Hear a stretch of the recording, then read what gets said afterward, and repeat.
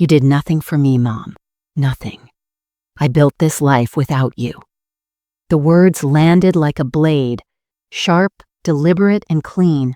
No raised voice, no drama, just cold truth as he saw it. We were sitting at the brunch table, white napkins, sparkling juice, tiny butter dishes. The kind of place you need a reservation for weeks in advance. I had dressed up, navy blue blouse, the brooch Ewan gave me the year Reed was born. I even curled my hair that morning, something I hadn't bothered with in months, maybe years. Reed sat across from me, shoulders square, suit pressed to perfection. His phone was face up on the table, buzzing quietly every few minutes. I'd asked him gently to turn it over. He said, "It's work, Mom. Real work, you wouldn't get it." I nodded, like I always do. Mira had invited us both, said it had been too long. She wanted to reconnect the family. Her voice always soft, like a cushion around hard truths. She picked the restaurant, booked it under Reed's name, of course. She knew he wouldn't come otherwise. The waiter was pouring our second round of mimosas when it happened. I had just said how proud I was of him. I meant it, I always have. I told him I remembered the day he passed the bar, how I stood outside the courtroom that morning, afraid to breathe too loudly, how I'd cried in the car after. He didn't smile. He didn't even look up, just said, "You didn't do anything for me, Mom. I got here on my own." At first, I thought I misheard. Maybe he meant something else. Maybe he was tired, stressed, hungry. But he looked straight at me and his tone didn't flinch. Mira froze. Her fork hovered above her salad like it was suspended in air. The clinking of silverware and quiet chatter from nearby tables faded out for a second, like my ears had stepped out of the room before I did. I didn't cry. I didn't snap. I just sat still. A strange warmth spread through my chest, not anger, not even pain, something heavier, something older, like the memory of a bruise you forgot was there. I stared at Reed, my son, my boy with the crooked smile and the fire truck backpack I used to fix every weekend, the child I once watched fall asleep with my fingers still tangled in his curls, the same curls he now kept trimmed short and styled with expensive gel. He wasn't cruel, not deliberately, but he was unaware, detached from everything before his success, as if his life only started the day he signed that corporate contract. I thought of the years that lived between his first steps and that moment, the lunches packed at 3 a.m. after a double shift, the nights I sat by the window waiting for him to come home from study sessions, clutching a blanket and a cold cup of tea, the debt I took on to buy him a decent laptop, one I didn't even tell him about. I just quietly stopped getting my prescriptions filled for a few months, but none of that made it to his memory. To him, I was the lady who lived in the small house with the creaky floor and the secondhand curtains. The woman who always said, "I'm proud of you," but never asked for much in return. He didn't see the fights I had with school officials to keep him in advanced placement, or the day I cleaned houses back to back while fighting the flu just to make rent, or the year I didn't buy a winter coat so he could have one that actually fit. I thought of the scrapbook. It wasn't fancy. Just a worn leather book I started the year Ewan died. I'd filled it with little things. Report cards, receipts, hand-drawn cards Reed made in kindergarten. A hospital bill with a note I wrote in the margin. 2 shifts covered this one. A flyer for a college prep course I somehow managed to afford after selling off my sewing machine. I never planned to show it to him. It was my quiet museum, my proof that I existed in his story, even when I wasn't mentioned. But in that moment, as he sat there in his tailored suit, flicking the edge of his napkin with boredom, I knew I had to show him, not to shame him, not to beg for recognition, but because truth deserves light. I stood up slowly. Mira reached for my hand, concerned, but I gently pulled away. "I'll be right back," I said. My voice was calm, steady. I felt years settle behind my spine like armor. I walked to the car, opened the glove compartment, pulled out the scrapbook. I'd brought it weeks ago, meaning to donate it to a local history exhibit. I almost didn't. I returned to the table. Reed was still on his phone. Mira was whispering something I couldn't hear. I placed the scrapbook in front of him, sat back down, crossed my hands in my lap. "You built your life without me?" I said softly. "Then let's look at the foundation." He blinked, opened the cover. A photo of him at 6 months old. Me holding him, my eyes tired but smiling.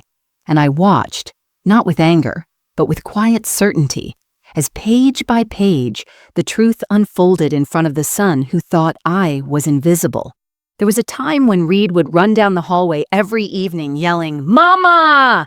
like it was the most important word in the world.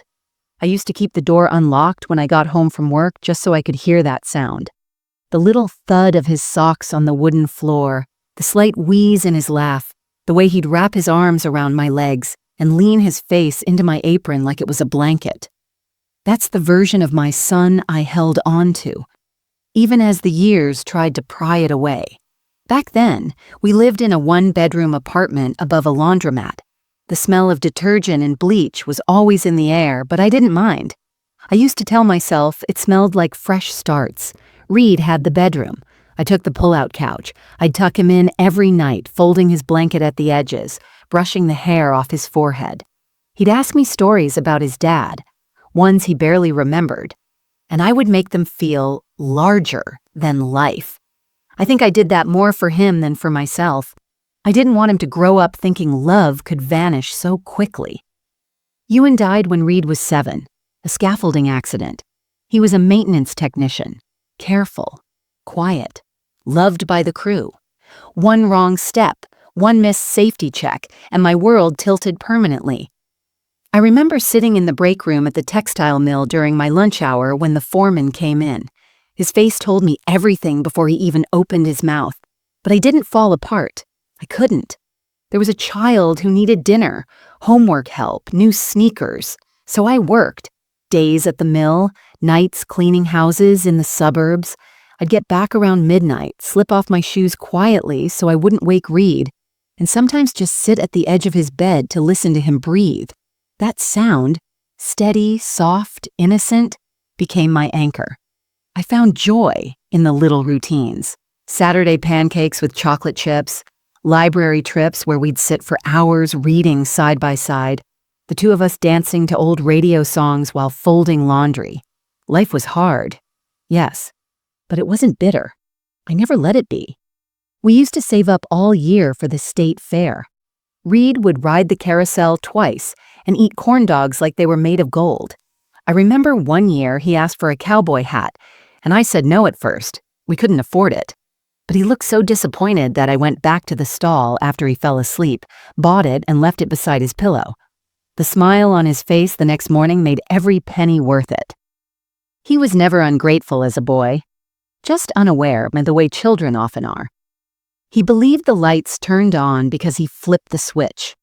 He didn't know I sometimes paid the power bill in quarters I collected from couch cushions and tip jars, but I wanted him to have that, the safety, the innocence. I wanted him to grow up believing the world was steady, that things would work out. I didn't want him to carry my stress on his small shoulders, and I thought, for a long time, that maybe that was enough. That if I loved him with every breath I had, if I showed up every day without complaint, if I stayed soft no matter how hard the world got, then maybe he'd remember. Maybe one day he'd turn around and see me. I was wrong. The truth is, when you make your love quiet enough not to burden someone, they start to believe it was never there at all. I didn't realize the distance between us was growing. Not at first. Not during the late high school years when he stopped asking me to help with projects. Not even when he went off to college and forgot to call for 2 weeks straight. I told myself he was becoming a man, that he needed space, that I'd given him roots. Now he needed wings. I sent care packages every month, notes tucked inside with dumb little jokes.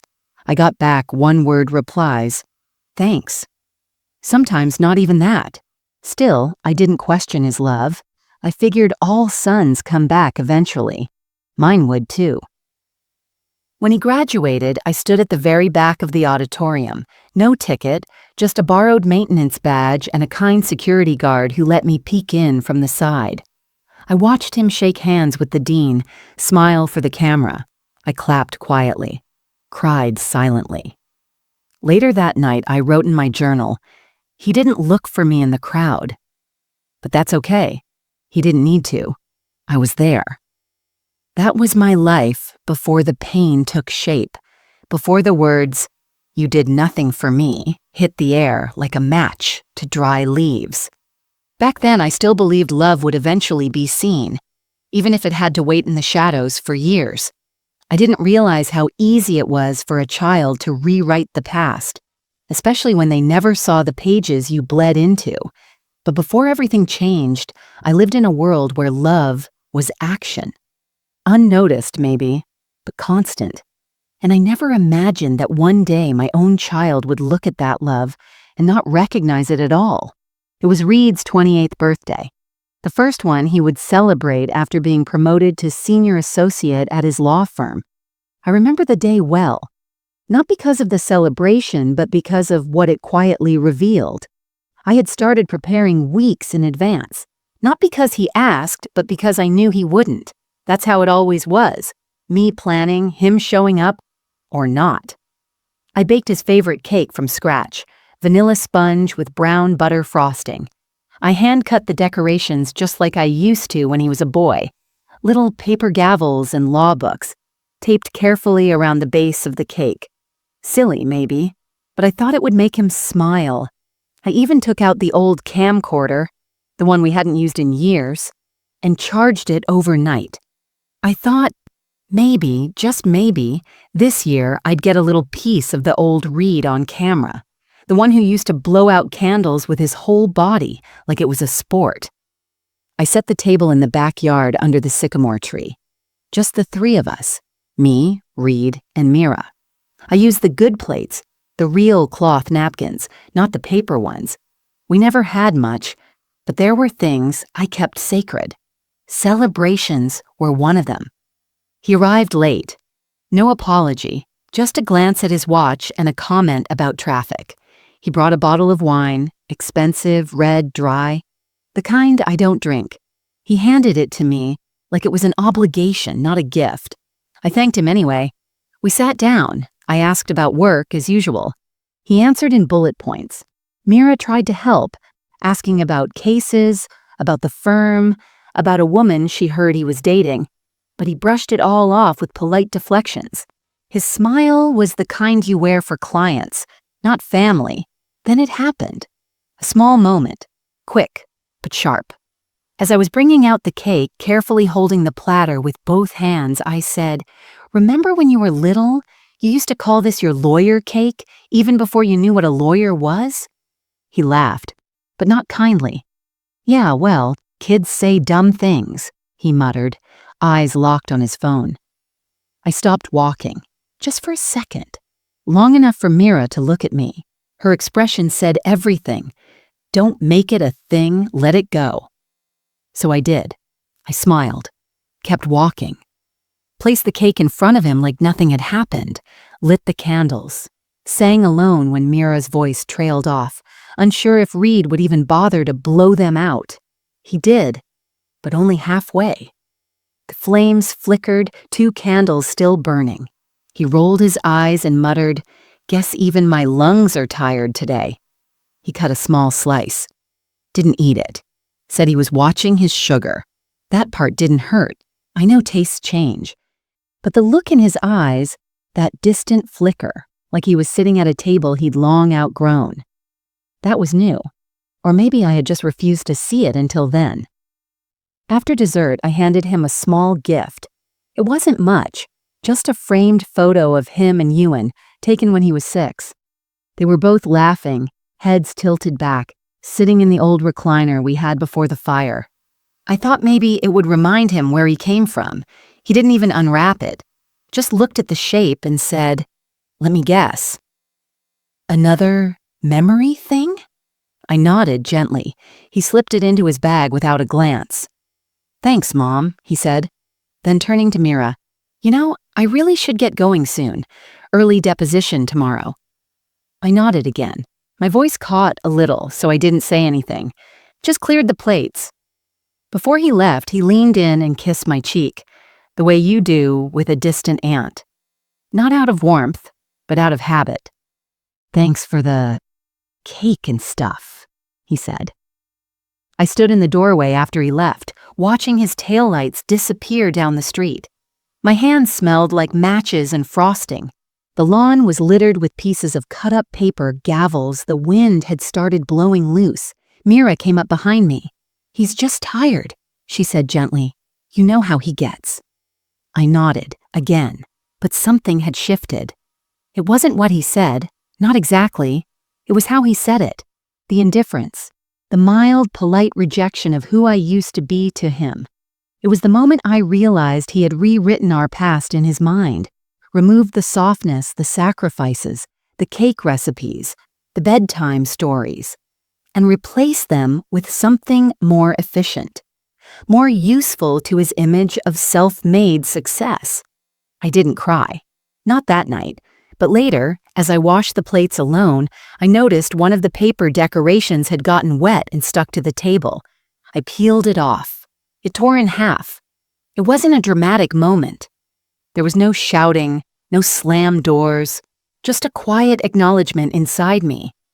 He doesn't see me anymore. And for now, I told myself that was okay. But something in my chest tightened. A warning, a red flag. And deep down, I knew this wasn't the last time I'd feel it. It didn't happen all at once. Reed didn't wake up one morning and decide to erase me. No, it was slower than that. Softer. Like paint fading from the walls in a room no one visits anymore.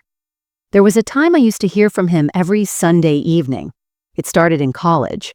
I'd call and ask how his week was. He'd grumble, give me quick answers, then hang up. But I still heard his voice. Even a rushed, "I'm fine, just tired" was enough to keep me grounded. Then the calls became shorter, less frequent, then missing altogether. I once waited on the porch for over 2 hours on a Thanksgiving afternoon because he said he'd swing by before dinner. I kept the casserole warm, reheated it twice. At 7:34 p.m., I finally got a message. "Sorry, didn't make it, got caught up. Hope you had a good one." I stared at that message for a long time. 14 words. That's what the whole day came down to. I didn't reply. I just packed up the food and sent him a photo of the table. Neatly set. Candles lit. 2 empty plates facing each other. I didn't expect a response. And I didn't get one. After that, I stopped making 2 plates. I still cooked. Still lit candles. But I told myself it was for me now. I told myself not to take it personally. That sons grow up. That he was building a life. That it was selfish to expect anything in return. But deep down, I was shrinking. Little things started adding up. On his birthday the following year, I mailed him a card, handmade with a short note inside. No matter how tall you grow, you'll always be the boy who held my hand crossing the street. He never mentioned it, not even a text. I wondered if he even opened it. At Christmas, I sent him a sweater I'd knitted, navy with gray sleeves. It took me 3 weeks to finish. Mira later told me she saw it in the backseat of his car, still in the packaging, unopened, a month later. When I asked him about it gently, he laughed. "Mom, I'm not really a knitwear guy, you know that." He said it like it was nothing, like I had sent him a junk coupon in the mail, and I kept smiling. That same polite, unshaken smile I'd learned to wear. The one that said, "It's okay, I didn't expect much." But inside, things were cracking. It wasn't just the forgetting, it was the replacing. He started talking more about his boss's wife, how she reminded him of someone with real warmth. He went on vacation with friends to Napa and came back talking about a woman named Elaine who felt like a second mother. It was meant as flattery to someone else, but to me it felt like a slow deletion. There were whole parts of our story he no longer mentioned, the bedtime stories, The time I stayed up sewing a missing button onto his band concert jacket at 2 a.m., the homemade soup when he had the flu in middle school and didn't want to eat. Gone. As if they'd been replaced by newer, shinier affections. I became a polite check-in, not a home. A background figure, not a foundation. One day, he sent me a digital invite to a firm event. I stared at it. The design so sleek and impersonal. Join us for cocktails and hors d'oeuvres as we celebrate a year of success. My name wasn't even typed in the greeting, just guest. I replied, "I'd love to come if you'd like me there." He responded, "Sure, if you want, it's more of a networking thing." I didn't go. Mira told me he noticed. She said he asked where I was, not with concern, but with curiosity, like someone wondering why the usual piece of furniture was missing from a room. It wasn't hatred. It wasn't even rejection. It was displacement. And that's what made it harder to name. He hadn't done anything cruel. There were no insults, no blowouts, no yelling, just absence. I still cooked for one, still lit candles, still kept the scrapbook in the drawer by my bed, but my heart, that once beat in tune with his every breath, had gone quiet. I started forgetting the sound of his laugh, the one from before his voice changed, the one from the day he dropped his ice cream cone and I gave him mine without hesitation. I used to replay those sounds like lullabies in my head. Now they were fading. Sometimes, in the silence of my kitchen, I whispered his name out loud, just to hear it in the air, just to remember it belonged to someone who once saw me. But the real erosion wasn't in the moments he missed. It was in the moments I stopped offering.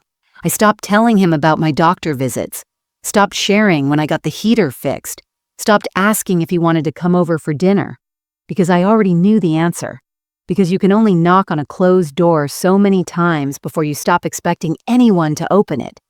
It was a networking dinner, one of those sleek, polished events in a downtown hotel where everyone smiles just a little too hard and speaks just a little too fast. Reed had invited me.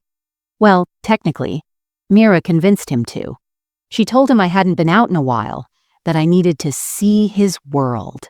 He reluctantly said yes. I should have known better. But I went. I took the train into the city alone, wore my deep plum dress, the one I used to wear to church on Easter Sundays. I added my pearl earrings, even though one of them had a loose clasp, and touched up my lipstick in the bathroom mirror at the train station. I got there 15 minutes early. I always do. It's a habit that never left me. Showing up ready, just in case someone else forgets. The ballroom was bright and cold. Silver chairs, linen tablecloths, waiters gliding across the floor like chess pieces. Most of the women were dressed in dark designer sheath dresses, their hair sleek and sharp. I felt like a daisy in a room full of orchids. Still, I smiled. I found Reed near the bar. He was surrounded by a group of colleagues, laughing. When he saw me, his expression flickered. Not anger, not surprise, just something between discomfort and calculation. "Hey, Mom, you made it." He gave me a one-armed hug, brief and stiff. The kind you give when someone's watching and you're trying not to mess up your blazer. "This is my mom, everyone," he said, barely raising his voice. A few heads turned, a few polite nods. A man in a gray suit, I think his name was Jordan, smiled and said, "Nice to meet you, Mrs. Dunley. Reed's told us so much." Reed laughed quickly. "Mostly the embarrassing stuff, don't worry." The others chuckled. I laughed too, but it came out hollow. Later, during dinner, I was seated at a round table beside a couple I didn't know and across from a woman named Darcy. Sharp voice, perfect nails, the kind of woman who always knows where to look during a conversation. She leaned toward me at one point and said, "So what do you do?" I paused, not because I didn't have an answer, but because it had been a while since anyone really asked. "I'm retired now," I said gently, "but I spent most of my life working. Textile mill, cleaning homes, raising Reed on my own." Darcy smiled politely. "Oh wow, that's real salt-of-the-earth stuff." I nodded. "It taught me a lot. and it let me give him a better chance. Reed, who was mid-conversation with someone else, turned at just that moment and caught my words. He laughed, lightly but loud enough. "Oh, come on, Mom, let's not act like it was all you. I did work for what I have." He grinned, took a sip of wine, and turned back to his group without missing a beat. The table quieted for a breath. Darcy looked at her fork. The couple beside me exchanged a glance. I didn't say anything, not because I didn't have words, but because I couldn't trust them to come out soft. I folded my napkin slowly, pressed it into my lap, focused on breathing. He had said it like a joke, but jokes have teeth when they come wrapped in truths you've never said aloud. It wasn't the dismissal that hurt the most, it was the effortlessness of it. How quickly he reduced me to nothing more than a footnote in his story. To them, I was just the mother, the sweet one with the soft voice and the working-class past, the kind who didn't belong in a room full of suits and speeches. When dessert came, some tart thing with cream and a mint leaf on top, I didn't touch it. My appetite had left the table 20 minutes earlier.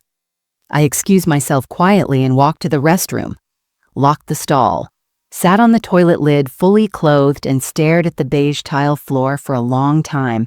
No tears, just a heavy silence inside me that felt like drowning with my eyes open. When I came back out, Reed was making a toast, holding a glass, smiling, talking about ambition and drive and carving your own path.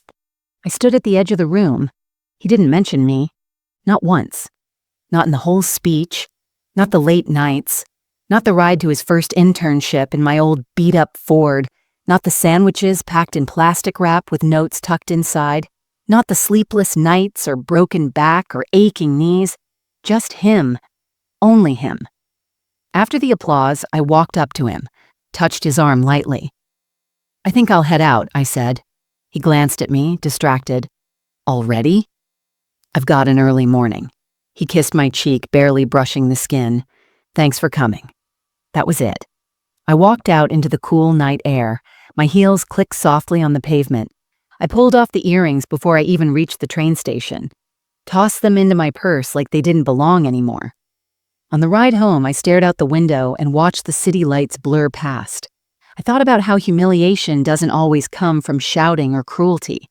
Sometimes it comes from silence. From being invisible in a room full of people who only see your child's success, and not the woman who bent her life backward to build it. And in that moment, I realized something I never wanted to admit. He was proud of his success, but not of how he got there, and especially not of me. After that night, something in me stopped reaching. It wasn't dramatic. I didn't sit Reed down and demand answers. I didn't send long, emotional messages or cry over missed calls. No one saw a meltdown. I didn't throw anything, not even blame. I just slowed down, stopped sending good morning texts, stopped baking his favorite muffins when I knew he might drop by, stopped reminding him of birthdays and anniversaries that only I remembered anyway. It was like turning off lights in an empty house, room by room, until only one remained. The one you sit in alone, wondering when exactly you stopped being seen. Mira noticed first. One afternoon, she dropped by unannounced, brought peach cobbler and 2 cups of coffee the way she used to when Reed was in middle school. Back then, we'd talk about his progress reports, school supplies, and how fast he was growing. Now her eyes scanned the living room like something had gone missing. "You okay?" she asked gently, sitting on the armrest of the couch. "I'm tired," I said. "That's all." She watched me for a long time. Then she said, "You stopped talking about him." I didn't answer, because it was true. For years, I carried Reed's name like a badge. Every milestone of his, every story. I tucked them into conversations with neighbors, friends, even strangers in grocery store lines. My son works in law. My son just got promoted. My son's firm was featured in the paper. I didn't do it for praise. I did it to feel connected, to keep the thread between us from breaking. But lately, it had unraveled so quietly, I hadn't realized I was holding nothing. The truth was, I had stopped bringing him up because he had already erased me. Mira didn't push. She just took my hand and said, "You deserve more than this." That night, I sat at the edge of my bed with the lamp off, just moonlight through the blinds and the familiar hum of the old radiator. I opened my phone and scrolled through old messages, birthday texts with balloons, voicemails from years ago where he still called me Mama, photos of him asleep on the couch with a book in his hand and crumbs on his shirt. I played a voice memo from a decade ago, one I had saved from when he passed the bar. "Mom, I did it. I actually did it. Thank you for everything." His voice cracked when he said that last part. I listened to it 3 times. Then I stared at the screen and whispered to no one, "Where did you go?" The next morning, I deleted the message thread, not out of bitterness, but because I knew I was still living in memories that no longer belonged to him. That week, I cleared out the closet in the hallway, the one filled with old trophies, school projects, broken electronics, all things I used to call Reed's shelf. I boxed it up carefully, labeled it, moved it to the garage. I didn't throw it away, but I needed space. Not physical space, emotional space. The kind you create when you finally stop waiting at a door that never opens. A few days later, Reed called. It was short. He needed some insurance papers I had stored for him. He didn't ask how I was, didn't notice the hesitation in my voice. "I can swing by and grab them if that's easier," he said. I told him I'd leave them in the mailbox. He replied, "Cool, thanks." Click. That's when I realized I had become convenient. The safe, quiet landing pad, the backup file, the thing he reached for only when it served him, and I had allowed it. Not out of weakness, but out of habit. Years of bending, softening, and giving without asking anything back had trained me to accept crumbs and call them love. So I stopped baking, stopped checking his social media, stopped rehearsing conversations in my head that he would never listen to in real life. To the outside world, I looked the same. Still kind. Still steady. Still the mother of a successful man. But inside, I had let go. Not of my love for him. That would never leave. But of my need to be acknowledged, to be claimed. I was done showing up where I was only tolerated. People assumed I had simply stepped back, that I was letting him live his life. They didn't know what it felt like to be slowly erased by someone you raised with your entire soul. They didn't know the silence that fills a home when the person you gave everything to walks past your sacrifices like wallpaper, present but invisible. But even as I let go, I noticed something else begin to shift. Not louder, not angrier, just different. It was a thought I hadn't had in a long time. Who am I when I'm not being his mother? And for the first time in years, I didn't feel ashamed of asking. I was quiet, but not finished. I had been pushed out. But something in me, something stubborn and small, had stayed behind, waiting. Not for him, but for me. It was raining the night I hit bottom. Not the soft kind of rain you can walk through. This was the heavy, unrelenting kind. Cold enough to sting, loud enough to drown your thoughts. The kind that makes the world feel heavier than it already is. I stood in the kitchen, staring out the window. The backyard was soaked. The old swing set, the one Reed had used as a boy, swayed slightly in the wind, creaking like it was remembering something I'd rather forget. Dinner was still sitting on the stove. Stew, barely touched. I had made enough for 2. I always did, even when I knew no one was coming. I used to joke with Mira that cooking for one felt like admitting defeat. She said it was just being practical. But standing there, with 2 bowls on the table and only 1 chair pulled out, I didn't feel practical. I felt erased. The heater had broken again, and I hadn't bothered to call anyone. I wrapped myself in a blanket and sat on the couch, the room lit only by the dull flicker of the TV, a rerun of a show I didn't even like. playing at low volume. Just noise to keep me from thinking too loud. There was a moment, brief but terrifying, when I realized I hadn't spoken out loud all day. Not a single word, not even to myself.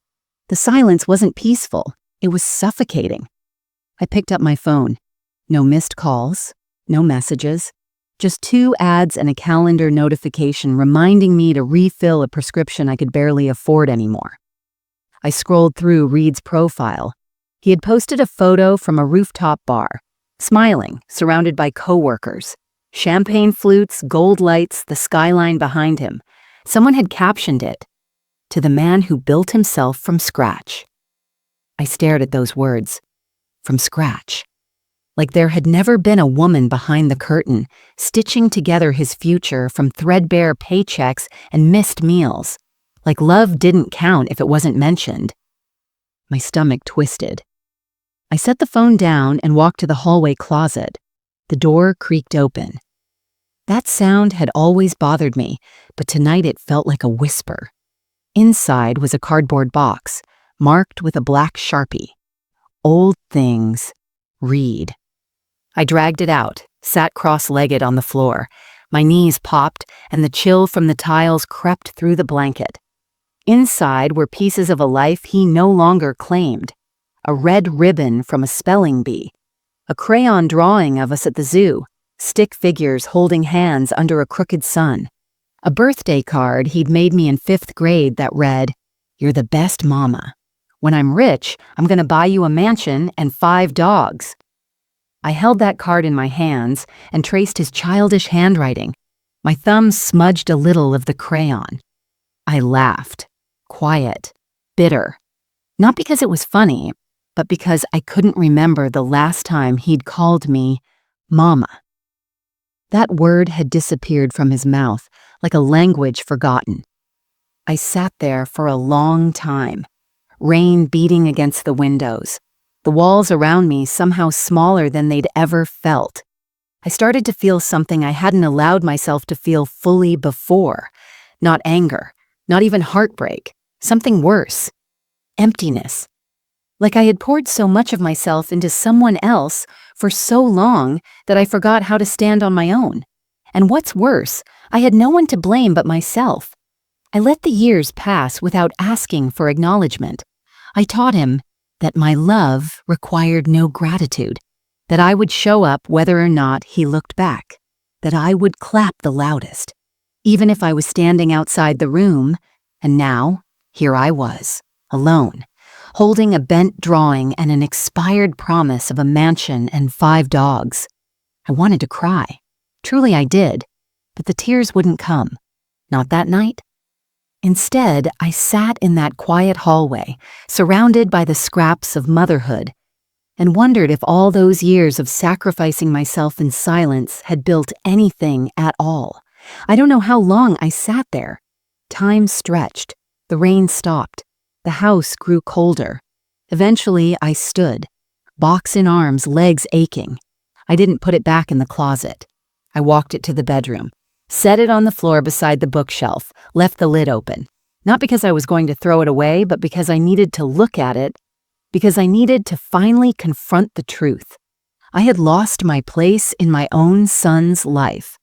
And worse, he didn't notice. That was the night I reached rock bottom. But I didn't shatter. I just finally saw the bottom for what it was. A place where there's nothing left to hide behind. No more stories to sugarcoat. No more fantasies of redemption. Just me, sitting in the dark, surrounded by memories. And for the first time, wondering if maybe, just maybe, there was something left in me worth reclaiming. It started with a drawer I hadn't opened in years. The bottom one in the old walnut dresser, stuck from age and swollen wood. I had to yank it twice before it gave in with a groan, like even it didn't want to be disturbed. I was cleaning, or at least pretending to. After that night on the hallway floor, something in me had shifted, not in a loud way. I wasn't ready to declare a new beginning, but I needed movement, any kind of movement, So I started sorting through the house the way you do when you're trying not to feel too much. The drawer smelled faintly of dust and dried lavender. I used to tuck sachets inside every drawer, back when I still believed in small joys. Inside was a mess of old receipts, tangled cords, and a stack of envelopes tied with a frayed blue ribbon. I recognized the ribbon instantly. It came from a baby gift set someone had sent when Reed was born. I had saved it for reasons I couldn't explain. I untied it slowly, my hands trembling a little, and began sifting through the envelopes. Each one was addressed to me. But they hadn't come in the mail. They were written by me. Letters I had written to myself. Some were from years ago. One dated the night Reed graduated high school. Another from the winter I worked 3 jobs to cover his first semester of college. Another, just a single sheet, was written the night he called to say he was too busy to come home for Christmas. That one was the hardest to read. He's not doing this to hurt you. He's just young. He doesn't understand what you gave. He will. Someday, keep going. I didn't even remember writing it, but the penmanship was mine, careful and slow, like I had written it through tears. At the bottom of the stack, folded neatly in a protective plastic slip, was something different, older, more fragile. It was a faded program from Ewan's memorial service. I hadn't looked at it in over 20 years. Tucked inside was a photo of him and Reed, taken a week before the accident. Ewan was on the porch swing, holding Reed on his lap. Reed's mouth was open mid-laugh, eyes squinting into the sun.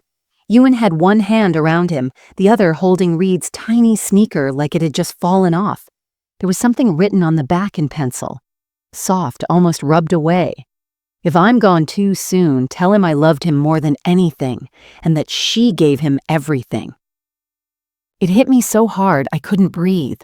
The words weren't dramatic. They weren't even finished, really. Ewan must have written it late at night, just in case. One of those quiet husband thoughts you scribble and hide. But there it was. She gave him everything. He had seen it. Before anyone else. Before Reed could ever understand. Ewan had seen me. I held that paper like it was sacred. Like it was stitched with gold. And then, as if led by something I couldn't name, I walked to the hallway closet again. Not for Reed's box this time, but for something older. Something heavier, the scrapbook. It had been there all along, buried under blankets and board games and the clutter of years I never took time to sort. The leather cover was cracked, the corners softened from wear, but it still had weight. I carried it to the kitchen table and opened it. Page 1, Reed's birth certificate. My name, handwritten in the mother's signature space. I remember that day. My hands were still shaking when the nurse handed me the pen. Next came a lock of hair from his first haircut. A drawing of our house he made when he was 5, lopsided and blue, with crooked windows and a chimney that puffed little hearts instead of smoke. I had laughed when he gave it to me. He said, "That's love coming out the top." Every page held a moment only I had remembered. The letter I wrote to his middle school principal when he got suspended for defending a friend. I fought for him, tooth and nail. A photo of the scholarship form I filled out for him in secret, with an essay I ghost wrote late at night, just to give him a better chance. Even the receipt from the pawn shop, the one where I sold Ewan's old watch to pay for Reed's first suit for mock trial. I had documented it all, not because I expected him to thank me, but because I wanted him to know, someday, that none of it was accidental. He hadn't built himself from scratch. He was built from me. And in that moment, sitting at the table with that scrapbook open and Ewan's words burning in my chest, I saw it all clearly. I hadn't failed. I hadn't disappeared. I had been there, through every page, every sacrifice, every silent act of love. I was never the background. I was the foundation. And if Reed couldn't see that yet, it didn't make it any less true. I closed the scrapbook gently, ran my fingers across the worn leather. For the first time in years, I didn't feel hollow. I felt whole. Because love doesn't vanish when it's unrecognized. It lives in the hands that carried. in the backs that bent, in the quiet choices no one claps for. And that day, I chose to remember myself, even if he never did. The awakening didn't come like lightning. There was no big speech, no slam doors, no triumphant moment in the mirror, no swelling music, no audience to clap for me. It came in the smallest way. A quiet Saturday morning, the kind that used to ache with silence. But this time, the silence didn't feel like emptiness. It felt like space. I had brewed a fresh pot of coffee, just one mug, no second cup waiting on the table, no extra slice of toast prepared just in case Reed might stop by. He wouldn't. And for once, I didn't flinch at that thought.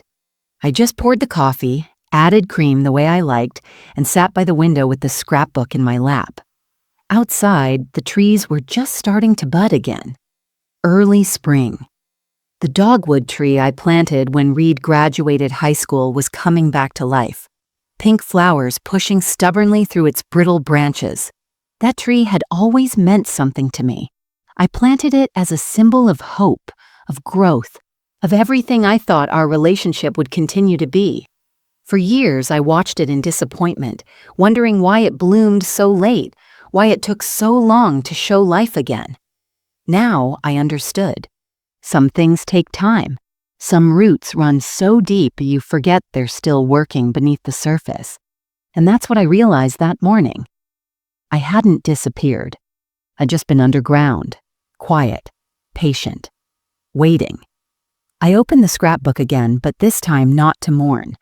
I opened it to remember myself clearly, the things I had done, the battles I had fought, the way I kept showing up day after day with scraped knees and tired eyes and a full heart that never stopped giving. Page by page, I saw myself. Not the background version Reed had turned me into, but the full breathing woman who had kept him alive. The woman who had been both mother and father, nurse and cook, taxi driver and counselor. The woman who had built something out of almost nothing and never once demanded a trophy for it. That was the first flicker. The fire didn't roar back. It whispered. A warm ember in my chest. The realization that I didn't have to be seen to be real, that I didn't need Reed's permission to exist fully. I placed the scrapbook on the coffee table and picked up a pen. For the first time in years, I wrote a letter, but not to him. To me, Calla, you did not fail. You were never invisible. He didn't forget you. He just never saw the whole of you, but that doesn't mean you weren't there. You were the thread, the hands, the heart, the breath between each of his steps. You are still here, and you are enough, love, yourself. I folded the note and tucked it inside the scrapbook, right at the front. A new beginning nestled in all those years of unspoken love. Then I did something unexpected. I went out. Not for errands. Not to pick up something for someone else. I went out for me. I walked into a used bookstore downtown, the kind with crooked shelves and a sleepy orange cat curled up on the front desk. I hadn't been in that place since Reed was little. I used to take him there on Sundays after church. He'd run to the kids section while I wandered the aisles with coffee in hand. This time, I didn't look for books about parenting or self-sacrifice. I looked for stories that made me feel alive. I bought 2 novels, a collection of poetry, and a small leather journal. The woman at the register smiled at me and said, "Starting something new?" I nodded. Something like that. That afternoon, I sat in the sunroom and wrote in the journal for hours. Not about Reed, not about the past. I wrote about me, what I liked, what I missed, what I still wanted to do. I made a list: visit the ocean, learn how to paint, take a solo trip, get a dog, host a dinner, not for family, just for joy, learn how to say no without guilt, dance in the kitchen again. It wasn't a bucket list, it was a freedom list. And with every word I wrote, I felt myself re-enter my own life. I stopped measuring my worth by how often Reed called. I stopped rearranging my days just in case he showed up. I stopped explaining myself to people who never asked the right questions. Instead, I started making small changes. I signed up for an evening art class at the community center. I bought paintbrushes and a cheap canvas and let myself make a mess. I called Mira and said, "Let's do something for fun this weekend. No family talk." I started walking more, breathing deeper, listening to music I hadn't touched since Ewan passed. Not to remember him, but to remember me when I used to dance in the kitchen with a spoon in my hand and no audience. Something was changing, not loud, not big, but real. And I knew, deep in my bones, that I didn't need Reed's recognition to find peace. Because I was no longer living in the shadow of motherhood. I was living in the fullness of womanhood. And in that quiet spring of my life, I stopped waiting to be seen. I started seeing myself. I didn't tell anyone what I was doing. Not Mira, not my neighbors, not even my journal this time. Because this was different. This wasn't grief. It wasn't anger. It was clarity. And clarity doesn't need permission. After that quiet awakening, I didn't just feel better, I felt ready. But for what, exactly, I didn't know yet. Only that I was done holding my breath in a life that no longer asked me to participate. I began with small things. I cleared the hall closet. Not out of sadness, but strategy. I boxed up what I didn't need anymore. Reed's childhood art, the dusty board games we hadn't touched in decades, even the church hats I used to wear for other people's approval. I kept the scrapbook. I kept the photo of Ewan and Reed. I kept the letter I wrote to myself. The rest? Donated, shredded, gone. Then I reviewed my will. It was a quiet Tuesday. I sat with a pen in my hand and a plain legal form I'd picked up from the courthouse downtown. Not because I had millions to distribute, but because what I did have mattered. And it was time I stopped assuming who would receive it. I used to list Reed as my sole beneficiary. Every savings bond, every piece of jewelry, the house, all of it, without question. That changed, not out of revenge, not even hurt, but because I'd realized something painfully simple. He didn't value what I had given, so why keep giving in silence? I rerouted part of it to a literacy foundation, another part to the shelter I'd started volunteering at twice a week. The one with the kids who lit up every time I walked in with fresh cookies and storybooks.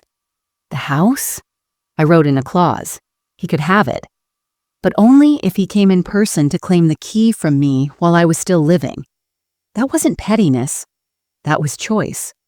A final, quiet boundary. I started selling small things online, items I hadn't touched in years. My old sewing machine, a set of vintage plates, 3 ceramic cats that had gathered more dust than memories. The money didn't make me rich, but it gave me something I hadn't felt in years: control.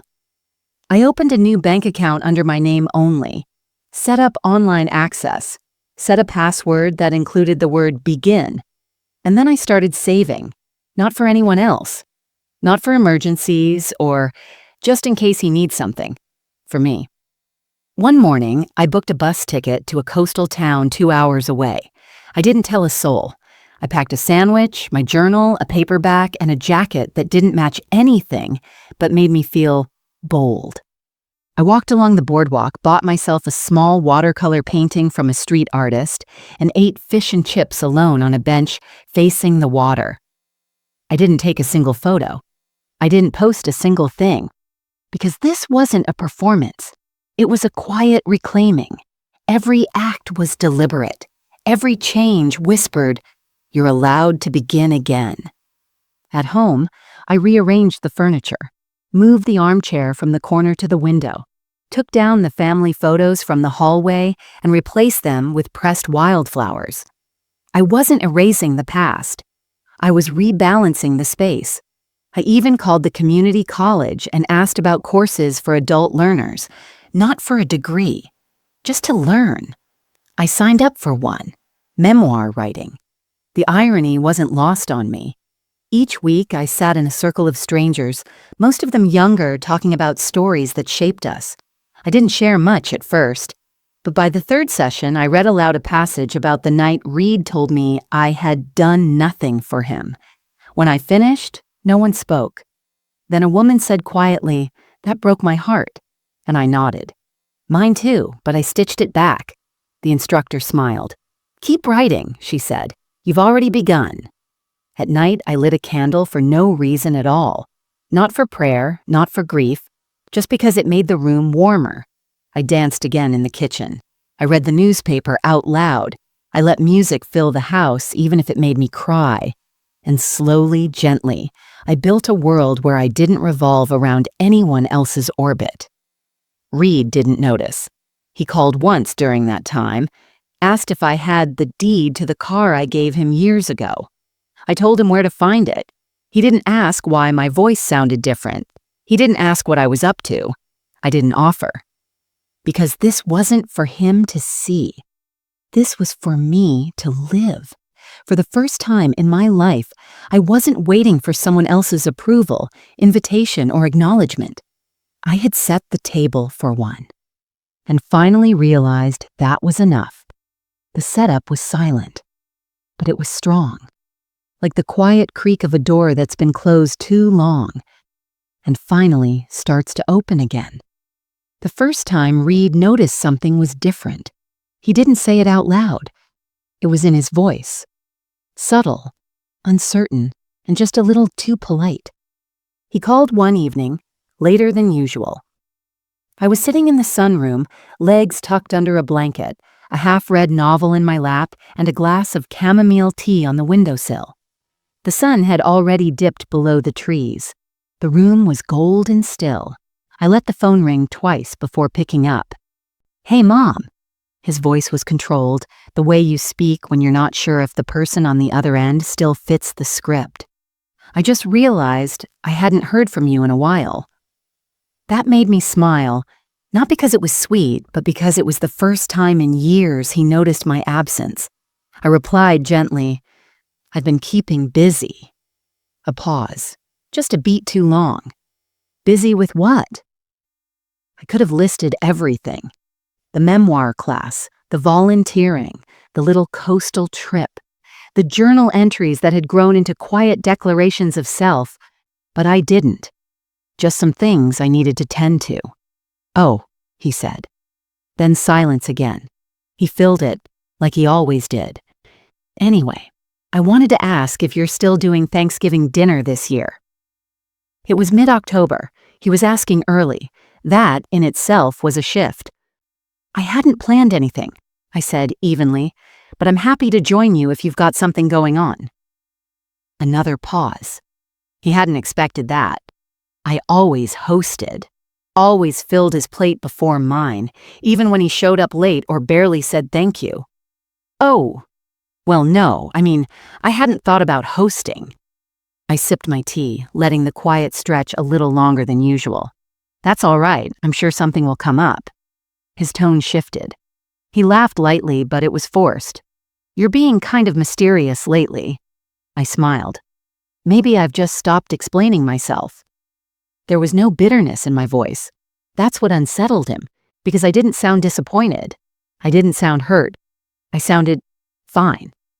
That's when I realized he was the one unsteady now. Not because I had taken anything from him, but because I had stopped giving without question. The ground beneath him, once padded by my constant support, had hardened, and he was feeling it. The next sign came a week later. I received a text. "Thought of you today. Had a long case and remembered how you used to stay up helping me prep for mock trials." No emoji, no request, just a single acknowledgement. I didn't reply right away. I read it, sat with it, then I tucked my phone away and went for a walk. When I got back, I texted, "That was a good memory. I hope you're taking care of yourself." I didn't say I miss you. I didn't say I'm proud. I didn't ask for anything. And that's when the shift became visible, not to the world, but to me. Because I wasn't operating from lack anymore. I was operating from peace. And nothing unsettles someone more than a woman who no longer needs to be seen in order to feel real. At the shelter, a young woman named Tessa, maybe 19, maybe younger, started following me around. She asked questions, helped me with the dishes, sat next to me during story hour. One day she said, "You're really calm, like steady." I looked at her and realized I am. Not because life got easier, but because I had finally taken the weight off my own shoulders. The burden of being enough for someone who never noticed how much I carried. I wasn't waiting for Reed's approval. I wasn't hoping for his gratitude. And slowly, I could feel him sensing that. Not through anger, not through confrontation, through the absence of my old self. No more unsolicited check-ins. No more reminders about doctor appointments or birthdays. No more home-baked cookies sent to an office he never thanked me for. I had handed him the wheel and stepped away from the passenger seat, and without realizing it, he'd grown used to my constant presence as a cushion. Now, without it, the road felt rougher. Mira noticed it too. She called one afternoon and said, "He asked me if you were mad at him." I laughed. Not cruelly, just softly. "I'm not mad, I'm just centered." "He doesn't know what to do with that," she said. "Maybe that's the lesson," I replied. Because love isn't always sacrifice. Sometimes, love is the quiet reclaiming of yourself, the refusal to shrink so someone else can stretch, the decision to stop giving what is never received. I didn't need to yell, didn't need to guilt him. My absence had become my answer. My peace had become my power. And slowly, without me raising a single hand, the balance began to shift. He was noticing the silence because for the first time in his life, he could hear it. It was a rainy Sunday. Not heavy, just steady. The kind that makes the world feel slow and clean. I was lighting a candle in the kitchen, the smell of cinnamon drifting through the room, when I heard the knock. Not a tap, a real knock, solid, certain. Reed. I opened the door to find him standing there, holding a paper bag in one hand and looking a little unsure of where to put his eyes. He was dressed casually, for once, jeans and a windbreaker. But his presence carried the weight of someone who had rehearsed this visit more than once. "I brought pastries," he said, almost awkwardly. "From that place you used to like." I hadn't been to that bakery in years. I stepped aside. "Come in." He wiped his feet and entered quietly, scanning the room like something had changed, and it had. The walls were newly painted, the photos replaced with pressed flowers. The air felt less heavy. We sat at the table, the same one he used to do homework on while I made soup and corrected his grammar. Now it sat between us like a polite wall. He cleared his throat. "You've been quiet lately." I nodded. "Yes, I have. I thought maybe you were mad at me." I looked at him. Really looked. His face was a little tired, eyes softer than usual. He wasn't defensive, just lost. "I'm not mad," I said. "I'm just done trying to explain myself to someone who isn't listening." He shifted in his seat but didn't argue. I let the silence sit. I wanted him to feel it, not as punishment, but as a mirror. "I used to believe," I continued, "that if I gave enough, love, time, sacrifice, you'd see me, that you'd eventually look back and understand." I paused. "But you didn't, and for a long time, that broke my heart." He looked down at his hands. "I never meant to hurt you." "I know," I said gently. "That's the problem. It was never malice. It was neglect. And that's harder to name, or harder to forgive, because it happens so quietly, you barely know it's happening." I reached for the scrapbook. It had been sitting on the side table, not hidden, not displayed, just there. I slid it in front of him, his brow furrowed. "What's this?" "Your foundation," I said. He opened it slowly. A lock of his hair, his first lost tooth, a photo of his science fair ribbon, the letter I wrote to get him into college prep, the scholarship form, my old grocery lists where I had circled and crossed out my own medications to buy him printer ink instead. Each page told a story, but not with words, with evidence. The things I never said. The things I didn't demand praise for. The things he never knew, because I never made him look. Now he did. He turned the pages without speaking, eyes scanning, hands stiff. When he reached the note from Ewan, the one written in pencil, the one that read, "She gave him everything," his shoulders slumped, not in shame, in realization. "I didn't know," he said, his voice breaking. "I didn't know you went through all this." "I know you didn't," I replied. "That's the point." He looked up at me, finally meeting my eyes. "Why didn't you ever tell me?" "Because I didn't want your love to be tied to guilt," I said. "I wanted it to be honest. But I see now. You didn't have the full story, and without it, you built a version of your life that made me small." He was quiet for a long time. The rain tapped gently on the window.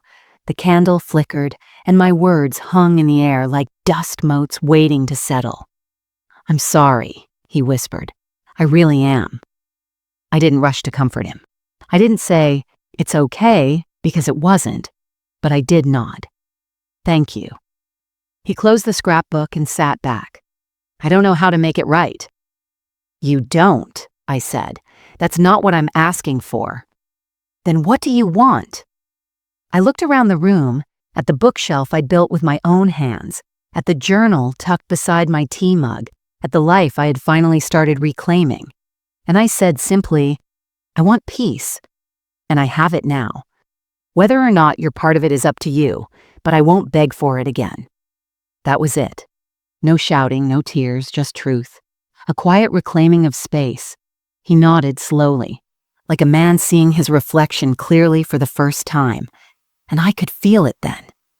The power had shifted, not because I had taken anything from him, but because I had finally taken myself back. 3 weeks passed after that conversation. Reed had started calling, softly, cautiously, like someone testing the temperature of a pool before stepping in. There were no grand apologies, no sudden transformations, just presence. Real, uncertain, overdue presence. But I didn't move backward. I stayed centered. My life didn't pause again to accommodate his awakening. I still went to my memoir class, still made solo trips to the bookstore, still danced while cooking dinner. Then, one afternoon, I received an envelope. Not from Reed, from the scholarship board of a private foundation I had forgotten about entirely. The one I'd applied to on his behalf when he was 17. He never knew. I had filled out the paperwork late one night at the library while working a second job, forging a path through the fine print. Inside the envelope was a thank you letter. They were digitizing their archives and had come across my original submission. Enclosed was a copy of the personal essay, the one I wrote, pretending to be him. I had signed it with his name back then, a quiet forgery of love. It read, "My mother never talks about herself. She works until she limps. She smiles even when we have nothing. I don't know how to put this into a resume, but I think she's the reason I believe in trying." I had forgotten those words, but they were mine. Written from his perspective, yes, but poured straight from my own heart. And suddenly, I saw it clearly. Everything he became was built on a blueprint I designed, quietly, willingly, unseen. I held the letter in my hands, its paper soft and aged like a secret too tired to stay hidden. And in that moment, I realized something. Reed's success story, the one he wore like armor, was incomplete because his first step forward was mine, his application, my words, his shot, my sacrifice. I sat down that evening and photocopied the essay. Then I wrote a short note and slipped them both into an envelope. I didn't include an explanation, no demand, no pointed message, just the truth. A few days later, Reed showed up at my door, no warning. He looked pale, like he hadn't slept. He held the envelope in one hand, the essay in the other. "I didn't know," he said, voice cracking. I stepped aside and let him in. He sat at the table, hands flat against the wood. "You wrote this for me." I nodded. "You needed a chance. They needed a story. I gave them one." He looked down at the paper again. This essay. It's the reason I got the scholarship. Yes. All these years, I thought. He stopped, swallowed. I thought it was my words, my merit. I waited. He looked up at me. And what I saw wasn't just guilt. It was something deeper, the collapse of a myth he had built around himself. A man who believed he had climbed the mountain alone, now realizing someone else had carved the steps. He whispered, "You could have told me." I shook my head. "Number you weren't ready. You would have resented me. You needed to believe the story you were telling." He exhaled slowly. "And now?" "Now," I said gently, "you finally know the real one." There was a long silence between us. The air wasn't tense, just heavy with the weight of truth. He finally asked, "Why are you showing me this now?" I looked at him. Really looked. He wasn't the boy I raised. He wasn't the lawyer with the polished voice. He was a man standing at a crossroads, holding a version of himself that didn't match the foundation beneath his feet. And I said simply, "Because I don't need credit, but I won't be erased."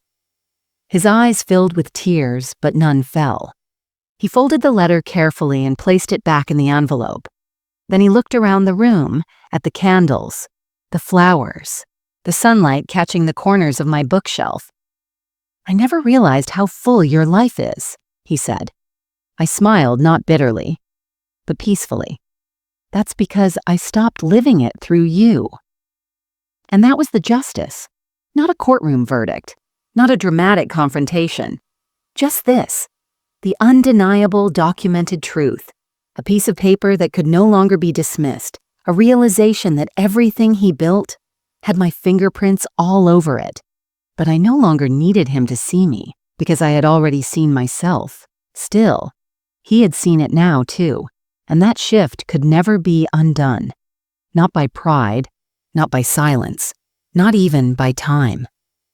It was the first Saturday of December when Reed came back again, not with papers or questions or guilt in his hands, but with something far more unfamiliar on his face.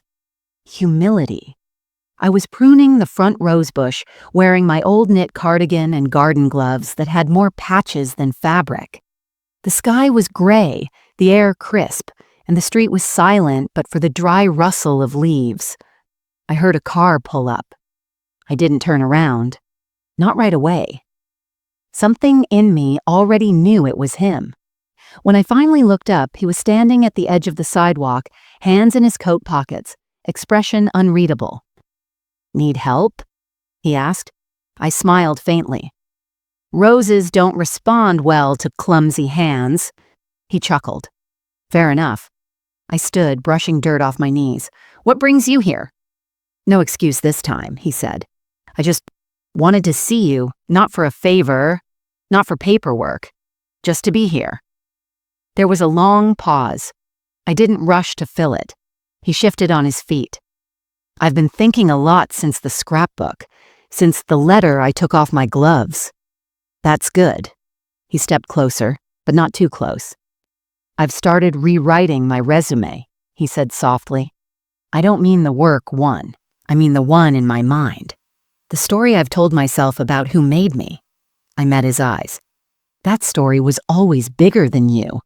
I know that now." He looked around. "Your place. It feels different." "It is. I've been living here for decades. I just started making it mine recently." "I see that," he said. There was a silence between us. Not heavy, not awkward, just still. Like two people standing on new ground, unsure of how soft it might be. Then he asked, "Can I come in?" I nodded. Inside, he noticed things he never had before. The freshly painted walls, the shelf of poetry books, the stack of letters tied in ribbon, the framed quote above the sink that read, "Peace is the result of retracing your steps and choosing differently."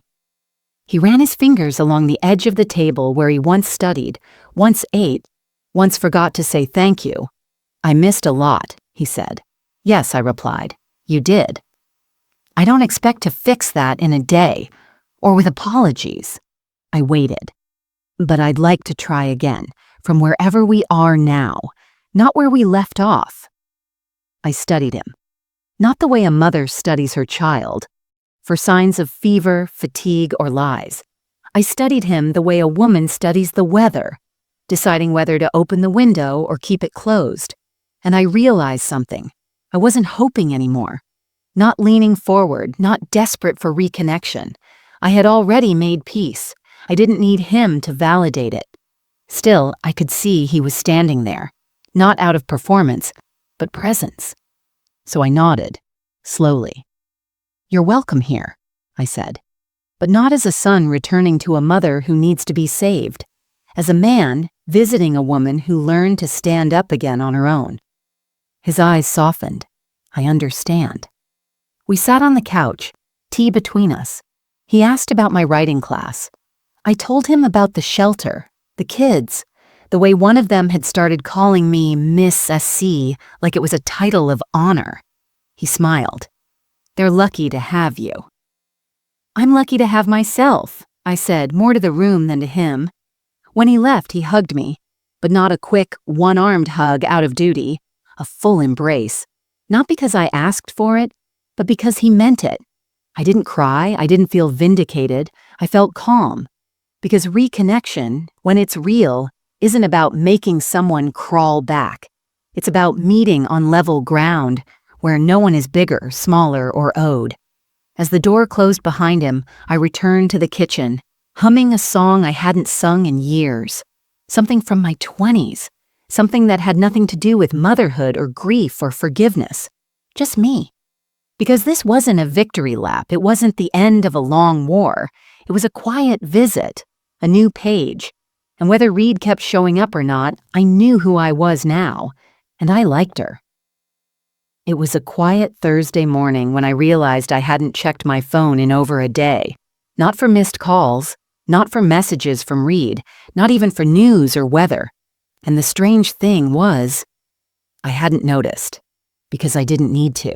I was already in motion. The house smelled faintly of lemon oil and rosemary. A gentle breeze carried the sound of wind chimes from the porch, the kind of morning that didn't ask for anything loud or dramatic, just presence. I made tea in my favorite mug, the chipped one that says, "You matter," in fading cursive. Years ago, I would have kept that cup hidden in the back of the cabinet, afraid someone would think I was being sentimental. Now, I drink from it proudly. I walked to the sunroom, my sunroom now, not a hallway others pass through, and settled into the chair by the window. The one I had moved there months ago when I started asking myself what I wanted, not just what others needed. In my lap was my journal, its pages full of truths I once swallowed. Next to me sat the scrapbook, closed for now, but not hidden. I flipped it open to the middle. Not the first page, not the last. A photo of Reed when he was 8, grinning wide with a gap in his front teeth, holding a spelling bee trophy too big for his hands. And behind him, there I was, half in the frame, half out, smiling. For years, I looked at that photo and only saw what was cut off, the missing part of me. But now I saw something different. I saw proof of presence, of sacrifice, of enoughness. Even in the edge of the frame, I had mattered. I took a deep breath and wrote a line in my journal. I am not invisible. I was just never centered in the version of the story they chose to tell. The pen moved easily now. No second guessing, no edits. I looked out the window. The dogwood tree, the one I planted for Reed's graduation, had new buds again, pale pink, software persistent. Life blooms again when you let it, not when someone else finally sees you, but when you decide to see yourself. That was my peace. Not a dramatic ending, not revenge, just clarity. Just breathe. Somewhere down the street, a child laughed. A neighbor's wind chime joined in. A bird landed gently on the windowsill. And in all of it, I felt a strange, steady joy. Not the kind that needs applause. The kind that lives quietly in the bones. And if Reed never returns again, or if he does, I'll be here. Whole, healed, home. If this story touched you in any way, let us know in the comments. We read every word. Don't forget to like, share, and subscribe for more powerful, real-life inspired stories that speak straight to the heart. Tell us, have you ever been forgotten by someone you gave everything to? What did you do when you finally remembered your own worth? Thanks for watching. We'll see you in the next one. Subscribe to Her Truth for more quiet justice, emotional closure, and stories that remind us love doesn't have to be loud to be real.